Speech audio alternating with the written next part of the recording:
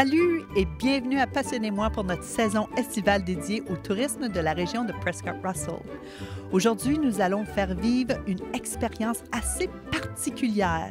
Nous sommes ici à la fameuse prison de l'Orignal pour en savoir davantage sur son histoire et pour participer à un événement paranormal.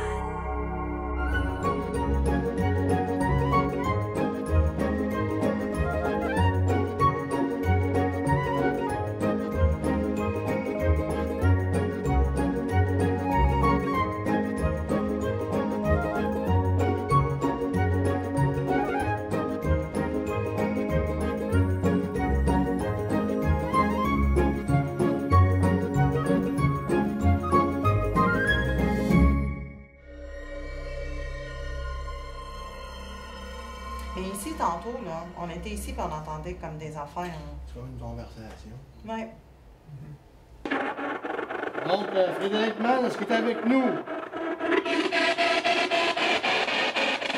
Je suis avec Louise Bédard, présidente du CA de l'ancienne prison de l'Orignal. Bonjour, Madame Bédard, ça va bien? Oui, ça va très bien. Bonjour. Oui. Explique-nous comment est-ce que vous êtes impliquée dans cette prison ici un petit peu. Vous êtes professeur d'histoire. Oui, je suis. Tout d'abord, ma carrière a été passée en enseignement. J'ai enseigné pendant 35 ans, dont 31 ans à l'Orignal ici, en 8e année, prof d'histoire. Et j'étais très fière de pouvoir parler de l'histoire de notre village de l'Orignal, qui est un village unique en Ontario.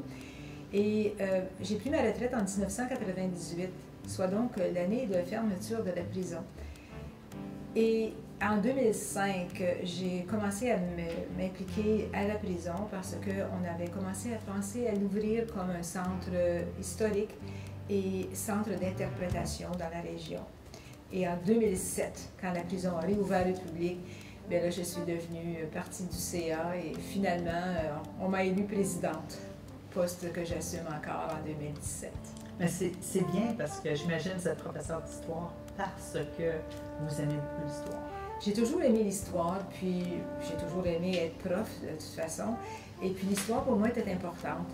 Puis enseigner l'histoire, ça voulait aussi dire raconter la petite histoire. Puis notre histoire à nous, elle était très importante ici à l'Orignal. Aussi importante que la construction de l'habitation à Québec. Alors, la prison, quand est-ce qu'elle a été fondée? Pourquoi qu'elle a été fondée ici? C'est quoi l'histoire alentour de ça? Bien, tout d'abord, il faut un peu reculer à l'histoire de l'Orignal, qui était une ancienne seigneurie. Les seigneuries, habituellement, on les associe avec le Bas-Canada, donc Québec. Et c'était Joseph-Dominique Emmanuel de Longueuil, seigneur de Vaudreuil-Soulanges, qui appartenait à cette seigneurie et dont il voulait absolument se débarrasser après 1791, l'acte constitutionnel qui divisait le Bas-Canada et le Haut-Canada, que l'on associait maintenant avec les anglophones qui s'en venaient d'Europe. Et c'est un Américain, Nathaniel Hazard Treadwell, qui a acheté cette seigneurie. Il est venu s'y installer en 1800 et il a commencé à inviter les colons de la Nouvelle-Angleterre à venir s'installer. Il y en a encore beaucoup, des descendants qui sont ici, les Johnson, les Cass et ainsi de suite. Il a dû quitter en 1812, lors de la guerre, parce qu'il n'a pas voulu prêter allégeance à la reine d'Angleterre. Il était américain. Alors, on lui a repris toutes ses terres et il a dû s'échapper sans retourner aux États-Unis. C'est combien de terres? C'est combien de terres? Le terrain, ça couvre dans le moment tout ce qui est le village de l'Orignal et tout ce qui est Longueuil, anciennement Longueuil. Donc, c'est un vaste terrain. Là. Ça part de mi-chemin entre l'Orignal et Hawkesbury et ça va pratiquement jusqu'à Lefebvre. Donc, c'est assez grand. Et ça va presque jusqu'à Van Lake Hill. Un assez grand terrain. Et son fils, Charles Platt, est revenu aux environs de 1850. Et lui, il a repris possession de la seigneurie. Et lui, il l'a vraiment développé. Et c'est lui qui, à un moment donné, a dit « Il faut avoir un système de justice ici. Il faut avoir un lieu où incarcérer ceux qui font des mauvais coups. » Alors, il a décidé, c'est un des premiers colons, des premières familles, un M. Marston, qui a donné un terrain ici. C'est sur une côte. Ça n'a pas l'air de rien, mais c'est vrai quand on marche. Sur une côte, donc ça surplombe la rivière. Et une première partie de la prison a été construite selon le style néoclassique. Et c'était à ce moment-ci la plus vieille prison en Ontario. Mais c'était petit. Il y avait peut-être la place pour 2-3 détenus.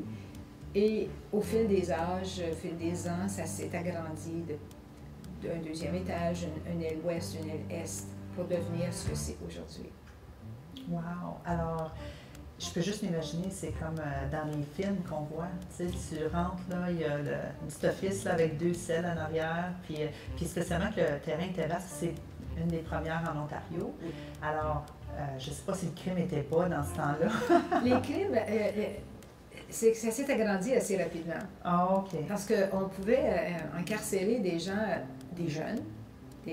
enfants ont été incarcérés ici, pour tout simplement avoir volé un sac de farine, avoir volé une poule. Mais le jeune, s'il volait un sac de farine, c'est peut-être parce que maman en avait besoin. Ouais. Mais ils étaient incarcérés ici avec des hommes qui avaient peut-être fait des crimes un peu plus violents. C'était silence absolu pour ne pas que les jeunes puissent apprendre des plus vieux. Il faut penser que c'était très éco ici. Mais on y incarcérait des gens de tous âges. Il y a toutes sortes de punitions qui se donnaient aussi à l'époque. À l'extérieur, vous pourrez remarquer plus tard qu'il y a un pilori où on mettait les mains et la tête, et les gens pouvaient lancer des choses. Oh. Il y a eu du fouet qui a été donné à l'occasion. Pas le chat à 9 queues, par exemple, il n'a jamais été donné ici, mais il y a eu du fouet qui a été donné. Mais dans les premiers temps, on ne parle pas de ça là, dans les années que l'on connaît. C'était à l'époque où des châtiments sévères se donnaient dans les prisons. Alors, ce monsieur-là a repris la seigneurie. Comment est-ce que ça a affecté le village? Ben, j'imagine, comme j'ai remarqué, qu'il y a beaucoup d'édifices judiciaires ici. Alors, est-ce que ça a un impact sur la mentalité des gens ici? Comment les gens vivent? C'est une bonne question qui nous a été posée l'an passé par un élève de 12e année qui nous a dit « Comment vous viviez avec une prison dans votre village? » Ma question, c'est comme tout le monde, parce que pour nous, c'était un centre d'emploi pour les gens. Beaucoup de nos jeunes sont venus travailler ici. Je crois qu'à cause de la prison et ensuite de la cour, parce que la cour de justice est située au 2e étage, juste au-dessus de la prison, et elle aussi, c'est une cour la plus ancienne en Ontario et encore fonctionnelle pour les procès avec jury. Beaucoup d'édifices ont été construits à cause de ça.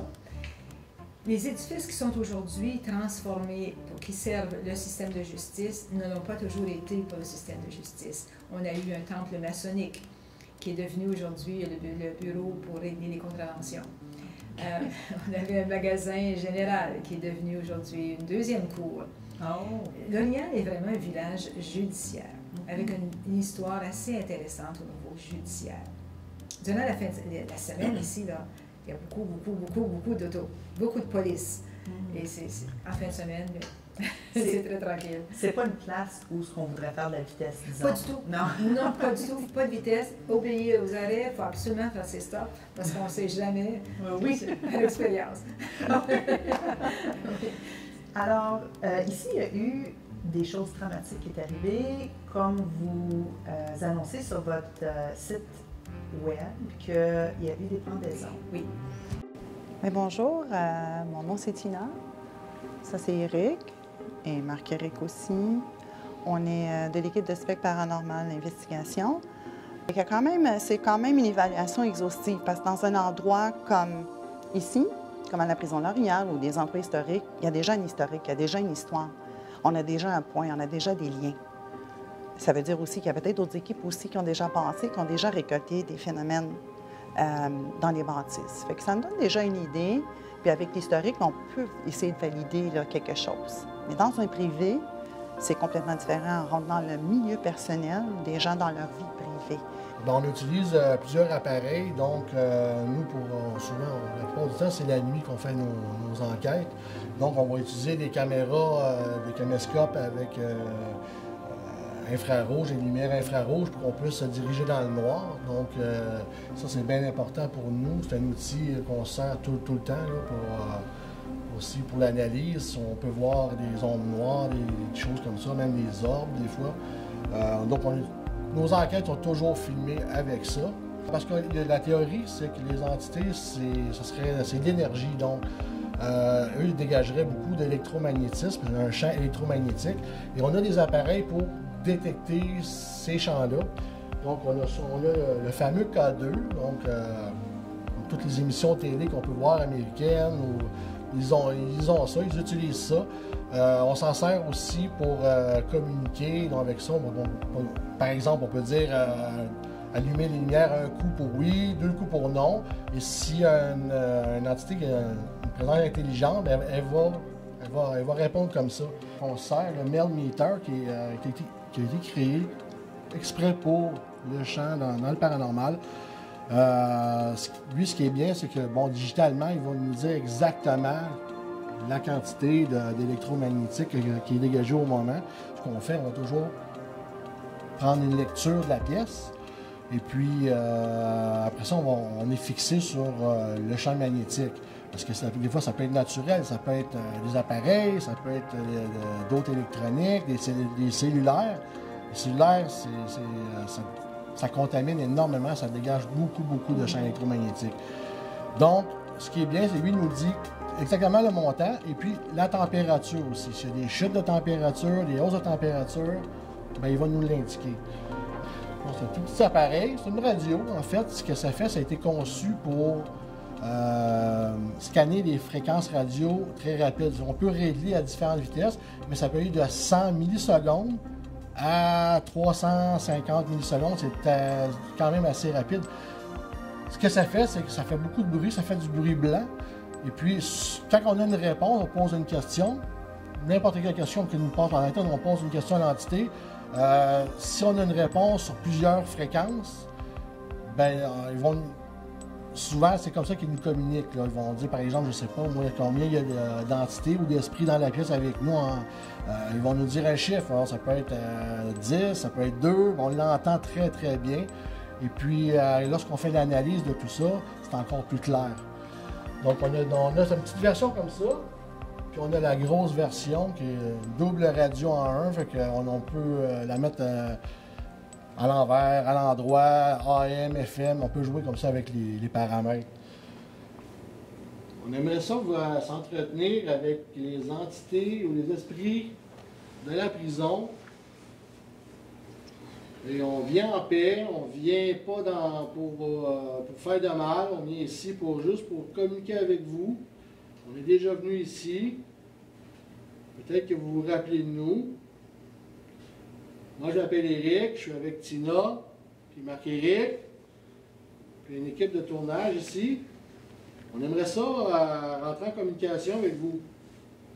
On a des appareils, j'en ai un dans la main, Tina en a un autre dans la main ici. Vous avez une petite lumière verte dessus. Si vous approchez assez près, vous allez pouvoir allumer d'autres lumières. On va savoir que vous êtes ici avec nous présentement. Donc, soyez pas timides, soyez pas gênés, juste vous approchez de nos mains, soit moi ou Tina, approchez-vous des mains, de l'appareil, puis allumez les lumières sur le détecteur qu'on a présentement. Il y a eu ici 5 pendaisons. La première, c'est des crimes assez crapuleux qui ont été commis. La première, c'était un jeune, disons, engagé, qui venait d'Angleterre et qui travaillait sur une ferme à Chute-à-Blondeau, Frédéric Mann, et qui a assassiné plusieurs membres d'une famille à coups de hache. Est-ce que c'est une famille qui vivait avec? Puis il travaillait dans cette famille et on pense que c'était peut-être un crime d'amour. Il y avait la plus vieille qui ne l'aimait pas nécessairement, enfin. Et les personnes intéressées pourraient retrouver son plaidoyer sur le site Upper Canada Law Society. Frédéric Mann et l'avocat Maxwell qui avait préparé tout un plaidoyer en sa faveur, disant qu'il était malade mental. Malheureusement, il a été pendu. Ça n'a pas duré longtemps. Disons qu'il était coupable parce qu'il s'était sauvé, c'était en hiver, alors on a pu suivre sa trace assez facilement. Ouais. Et ensuite, il y a eu une deuxième pendaison, un Narcisse Larocque, qui de la région de Cumberland, qui a fait un crime à Cumberland, le viol et le meurtre de 2 petites filles. Il y en a eu un autre, Clément Goyette, d'Alfred, qui a encore fait un crime sur une ferme où il travaillait à coups de hache. Et les 2 derniers, en 1933, des gens de la région de Clarence-Rockland, Emmanuel Lavictoire et William Larocque. Et de fait, ces derniers hommes à être pendus ici, on en joue une pièce qui a été composée en 1989 par Guy Hulot, qui était interprète judiciaire, et Ian McKechnie, qui était avocat. Et on reproduit la pièce La dernière pendaison, qui est jouée avec beaucoup de respect pour les familles. Et ils nous en ont parlé, on a communiqué souvent avec eux, ils ont vu la pièce. Et c'est une pièce qui se joue à la prison. Premier acte sous les chapiteaux, donc face à la potence, et deuxième acte dans la cour de justice, au deuxième étage, là où la sentence a été donnée en 1933. Et ça, on obtient d'aller à la cour grâce au juge qui nous donne la permission d'utiliser cet endroit très historique. C'est très intéressant, c'est triste. Ça, c'est quand même des histoires tristes. Oui, oui. Je sais que probablement toute l'histoire ici, c'est triste parce que les gens qui viennent ici, c'est des choses qui ont fait qu'ils regrettent, évidemment, ou qu'ils ne regrettent pas, mais que c'est regrettable pour d'autres personnes. Mais explique-nous un peu, comme la prison, la structure de la prison, comment est-ce que c'est fait? On rentre, on se fait admettre, il y avait des chambres.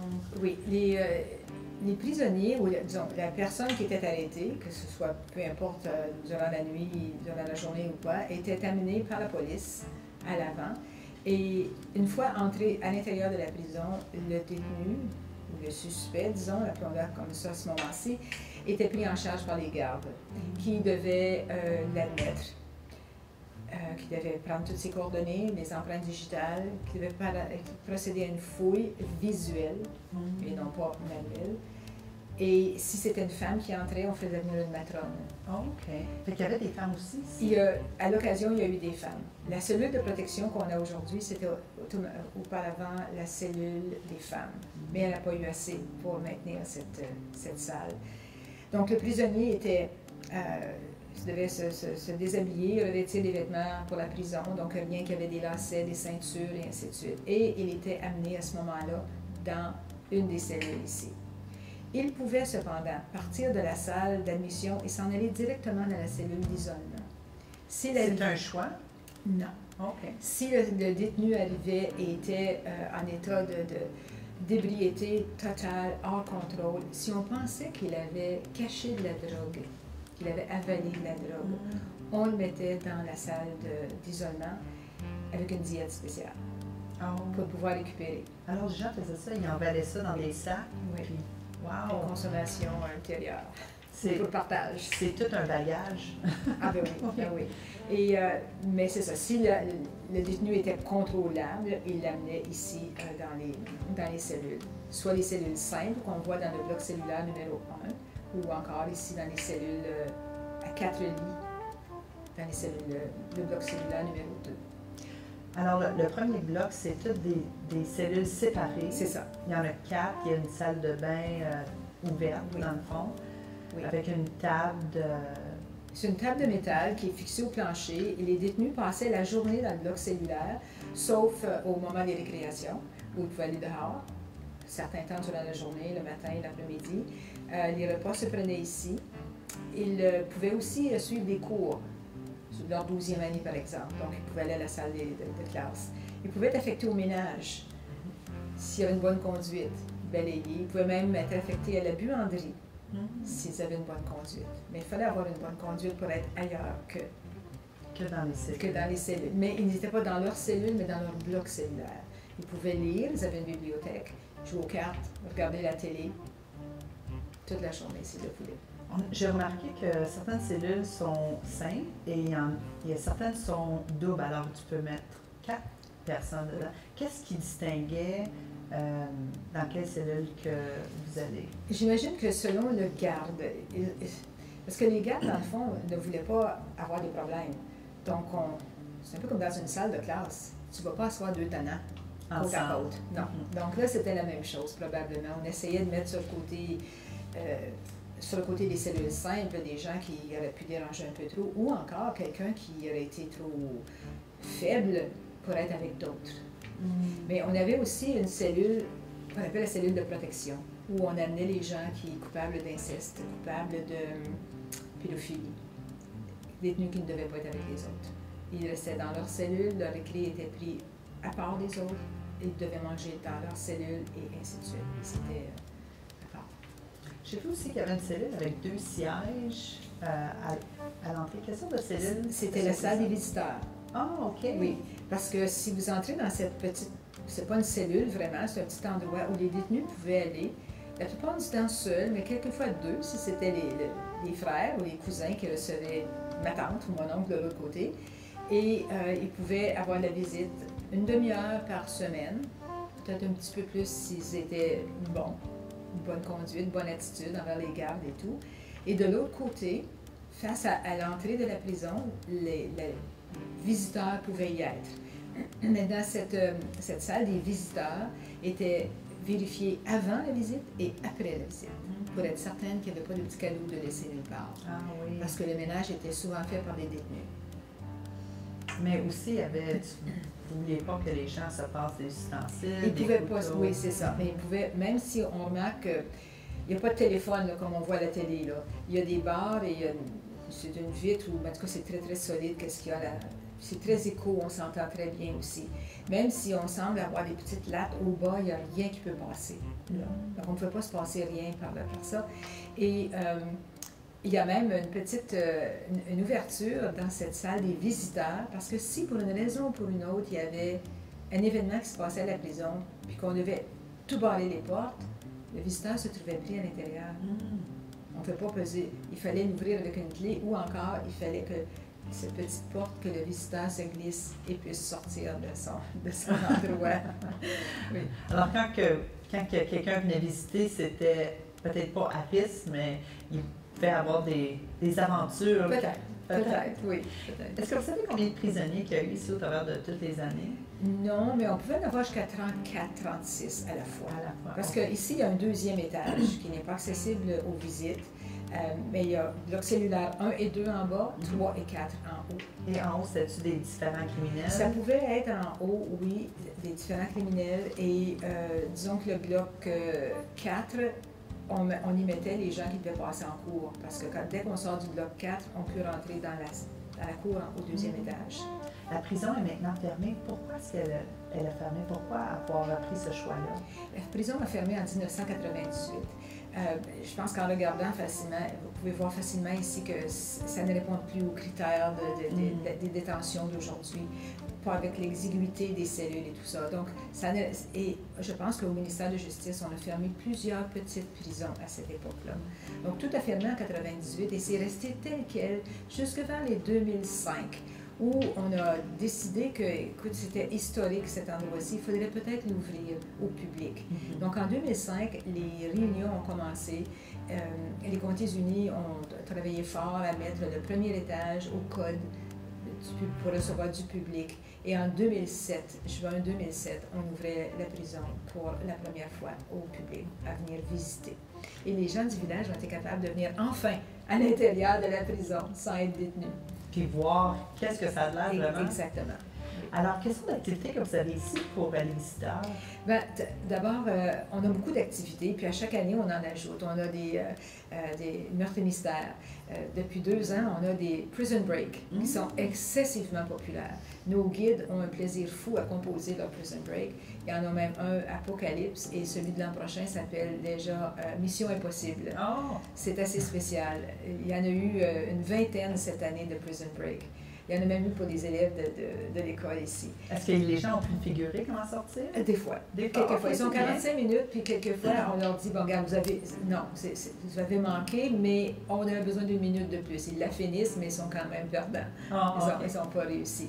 Et bon, on a eu des spectacles de musique. On a la pièce à Daniel Pendaison qui joue tout le mois de juin, les vendredis et les samedis, à guichet fermé, presque toujours. Donc, il faut réserver d'avance, 1 an d'avance pour venir à bout de voir la pièce. Wow. Qu'est-ce qu'on a comme activité aussi?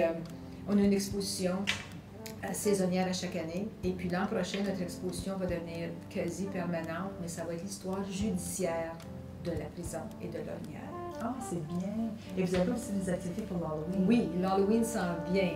Alors, à l'Halloween, cette année, on attend encore beaucoup de gens le soir du 31, mais on attend aussi des adultes. Les vendredis, samedis, dimanches, lundi précédant l'Halloween, donc c'est 27, 28, 29, 30, il y a un souper en bloc cellulaire dans la presque noirceur, suivi d'un tour effrayant. Ah. Pour tous les gens qui Pour aiment les gens du souper. l'anxiété C'est ça. et l'Halloween. Ceux qui aiment avoir peur un peu, qui ont peur d'avoir peur, c'est un rendez-vous les jeudis, vendredis, samedis, dimanches. Et les billets sont sur eventbrite.ca. Je pense qu'il ne faut pas manquer ça parce qu'il y a déjà des soirs qui sont assez remplis. Ils sont remplis parce que c'est pas une grosse On a place. 30 personnes au maximum Au max. OK. Oui. Par soir. par soir, c'est ça. Et c'est 3 soirs. 4 soirs. 4 soirs. Vendredi, samedi, dimanche, lundi. Lundi. OK. Le soir d'Halloween, c'est gratuit pour les enfants. Ah, c'est bien ça. Je sais pas combien d'enfants que. C'est Ben, surprenant quand même. C'est surprenant parce que c'est la troisième année qu'on en organise. La première année, on a eu 2000 personnes de 3h à 9h. Est-ce qu'il y avait beaucoup de petits enfants? Beaucoup. Ah, Oui, vraiment? beaucoup. Beaucoup d'ados aussi, puis de plus vieux. Ensuite, l'an passé, l'Halloween était un lundi, mais on a eu quand même eu 1500 personnes. Et cette année, notre thème, c'est les super-héros. Alors, tout est décoré en vertu des super-héros. On a beaucoup de figurants, habillés de toutes sortes de façons, qui font toutes sortes de choses, sauf toucher aux personnes. Toucher aux personnes. Non, on ne touche pas. Ça a l'air super intéressant. Madame Bédard, je vous remercie beaucoup pour votre entrevue et pour votre temps aujourd'hui. C'était mon plaisir. Merci. Il faut venir à l'Orignal. Oui.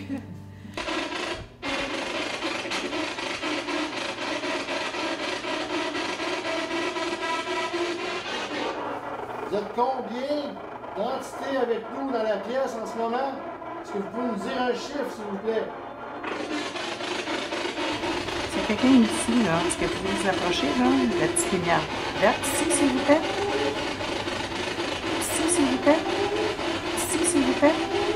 Ici, s'il vous plaît.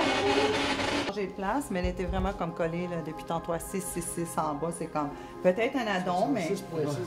admettons que t'es comme, OK. Ouais. J'ai bien visé, ça. Ah, c'est débile. Oui, C'est la pire sensation, là, que j'ai jamais eu comme... Take a look around, objects or something, I don't know. Ah, c'est oppressant. Après ça, tu dis? Comme si la tête, là, Au bout de 5 ans, on s'est parlé, puis il m'a invité à faire une enquête avec lui. Il dit, viens faire un tour et viens voir ça. Puis moi, je connaissais rien au paranormal dans ce temps-là, du tout. Je savais déjà que j'avais déjà des expériences avec le monde du surnaturel, d'une certaine façon, mais pas d'expérience sur le terrain en tant que tel. Fait que j'avais aucune idée. Fait que après son invitation, le premier soir que je suis allée avec lui, là, puis il m'est arrivé toutes sortes d'expériences dans cet endroit-là. Je comprenais plus ou moins le matériel, parce que moi, j'allais plutôt avec mon feeling, là, mes sensations, qu'est-ce que je pouvais entendre, ce que je ressentais. Fait que j'étais comme bombardée par un paquet d'énergie, puis j'étais comme, oh mon Dieu, là, c'est tellement intense et fort. Il faut que je découvre plus encore ça. Puis en même temps, ben, j'ai commencé à me familiariser tranquillement avec les appareils. Les appareils validaient quelque chose que moi, je pouvais valider, mais les outils amenaient quelque chose d'autre. Je vous invite à venir visiter la prison de l'Orignal, la plus vieille prison en Ontario, deuxième plus vieille au Canada. Marcher les corridors de ce bâtiment historique nous fait certainement réfléchir. Je suis Céline Boulris et on se revoit pour la prochaine émission de Passion et moi. OK les gars, qui a la clé? Les gars?